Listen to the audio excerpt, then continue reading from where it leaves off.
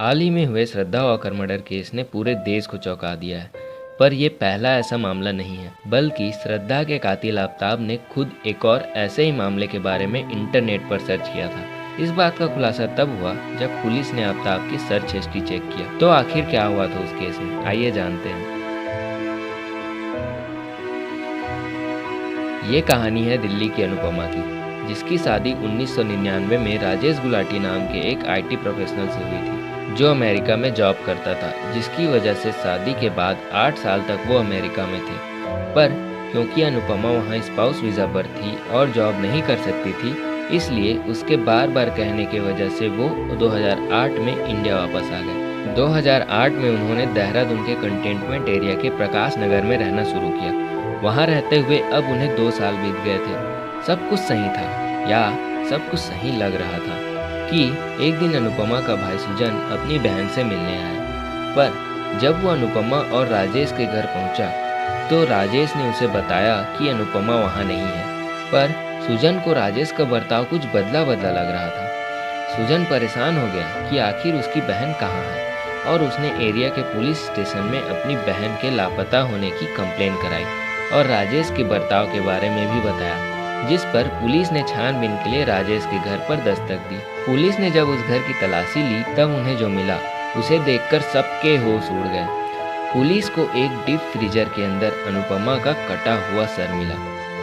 राजेश को तुरंत गिरफ्तार कर लिया गया। पर आखिर ये हुआ कैसे था?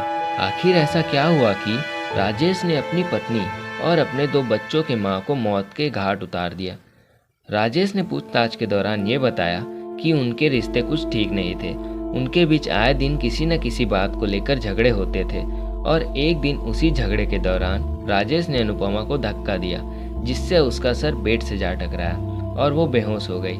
उसकी सांसें चल रही थी, पर राजेश को डर था कि अगर वो होश में आ गई तो वो पुलिस को बुला लेगी। इसलिए राजेश ने उसकी नाक में रुई डाल दी और एक तकिए से उसका मुंह दबाने लगा।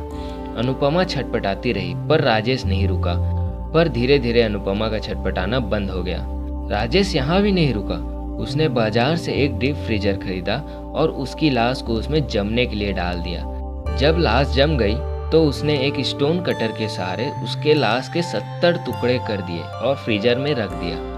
एक और बच्चों के पूछने पर वो बड़ा मासूम सा चेहरा बनाकर उनसे कहता कि उनकी माँ अपने भाई के घर गई है। तो दूसरी ओर बड़ी चालाकी से हर रात कुछ टुकड़ों को पॉलीथीन में डालकर देहरादून के बाहर के जंगलों में फेंक आता था। पर आखिर वो पकड़ा गया और कोर्ट ने अब उसे कत्ल करने और सबूत मिटाने की कोशिश करने के जुर्म के लिए उम्र कैद और 15 लाख रुपए का जुर्माना भरने की सजा सुनाई है, जिसमें से 75,000 कोर्ट में और बाकी पैसे उनके बच्चों के नाम पर उनके बालिग होने तक जमा रखने का आदेश दिया। अनुपमा के भाई सुजन ने अपने बयान में ये बताया कि राजेश आए दिन नशे में धुत होकर अनुपमा के साथ मारपीट किया करता था और उसका किसी और औरत के साथ अवैध संबंध भी था।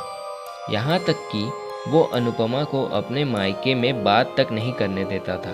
पर जब तब मौका मिलने पर अनुपमा अपने भाई को फ़ोन लगा लेती थी और अपना दुखड़ा सुनाती थी।